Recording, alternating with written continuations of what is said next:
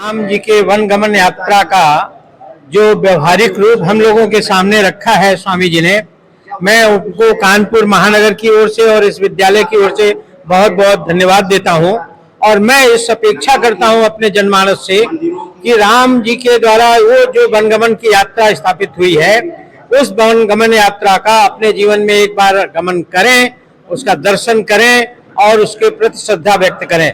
आज ये सनातन धर्म के लिए बहुत आवश्यक है। बहुत बहुत धन्यवाद। मेरा नाम डॉक्टर राम अवतार है। मूल से हरियाणा का हूँ। पहले आयकर विभाग में सर्विस करता था। लगभग 16 वर्ष पहले मैं सेवानिवृत्त हुआ हूँ।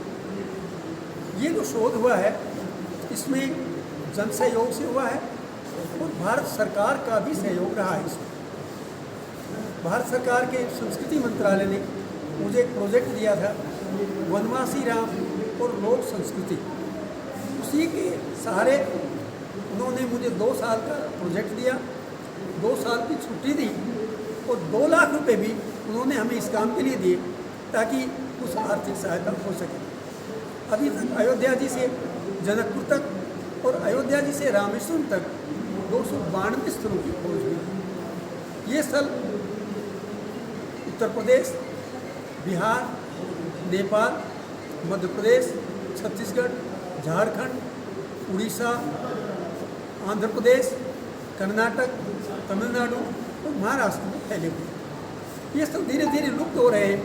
इनको सुरक्षित करने के लिए हम अभियान चलाए हुए हैं, क्योंकि भारतीय संस्कृति की यह धरोहर है। यदि धरोहर लुप्त हो गई तो हमें आने वाली पीढ़ी को बहुत बड़ा नुकसान होगा। तो सरकार से क्या उम्मीद रखते हैं? सरकार से उम्मीद करते हैं कि जितने स्थल हैं इनकी सुरक्षा की जाए।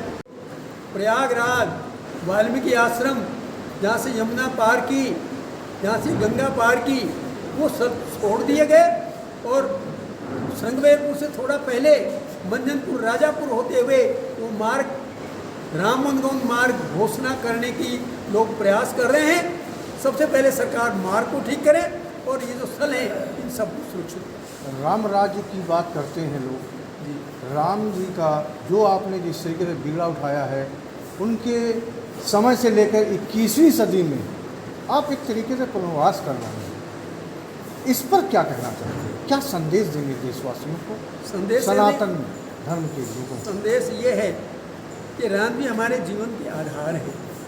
यदि राम जी की संस्कृति को, उनकी सभ्यता को, उनके विज्ञान को हम भूल गए तो हम कहीं के भी नहीं रहेंगे। एक मैं कहना चाहता हूँ, रामायण कालीन जो विज्ञान है, पुष्पविमान है, रामायण कालीन भूगोल है, रामायण कालीन अस्त्र शस्त्र हैं, रामायण कालीन उपचार, नदियाँ, भवन बनना, रामायण कालीन ये इंजीनियरिंग आदि सब पर हमारा शोध हो रहा है।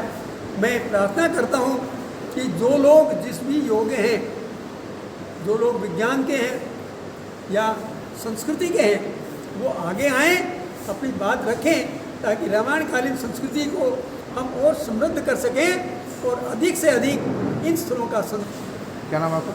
मैं अजय कुमार मिश्र। आज आपके कानपुर की नगरी में ऐसे धर्मगुरु आए हैं, आप लोगों ने इनका स्वागत किया है। क्या कहना चाहते हैं आप इनके लिए? पंडित डॉक्टर राम अवतार शर्मा जी हमारे बहुत सम्मानित राष्ट्र के धरोहर हैं। 2019 में बिठूर में जब कार्यक्रम हुआ था तब हमने आपका सानिध्य प्राप्त किया था और इनके व्यक्तित्व से मैं बहुत प्रभावित हुआ। और जो कार्य इन्होंने किया है वह तो अत्यंत सराहनीय है। पूरे देशवासियों को इनके साथ कंधे से कंधा मिलाकर इन स्थलों का संरक्षण करने का प्रयास करना चाहिए और पूरे देश को इनके लिए ऐसा कुछ करना चाहिए कि इनकी जो किया हुआ कार्य है वो अविस्मरणीय हो जाए, चिरस्थायी हो जाए। मैं सनातन मंदिर चेतना सोसाइटी अभी ये घोषणा करता हूँ कि 2024 का सनातन धर्म रत्न अवार्ड आपको प्रदान किया जाएगा। वो इस साल दिया जाना था, वो अभी पेंडिंग था, लेकिन ईश्वर की कृपा से आज यहाँ ये विराजमान हो गए। तो मैं मीडिया के सामने घोषणा करता हूँ कि यह सनातन वैदिक रामराज परिषद, सनातन मंदिर चेतना सोसाइटी 2024 का सनातन धर्म रत्न अवार्ड पूज्य डॉक्टर राम अवतार शर्मा को प्रदान कर रही है। वाली बात फिर से आप एक बार पुनः। डॉक्टर राम अवतार शर्मा जी को 2024 का सनातन धर्म रत्न अवार्ड दिया जाता है।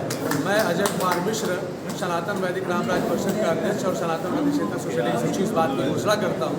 इस पुरस्कार में 1 लाख रुपए की राशि नगद और चांदी का एक मेडल दिया जाता है, जो प्रमुख कार्यों के लिए डॉक्टर राम अवतार शर्मा जी को समर्पित है। और ये पुरस्कार अयोध्या जी में दिया जाएगा, जब अयोध्या जी में आपका कार्यक्रम होने वाला है उसी तिथि पे। जय श्री राम।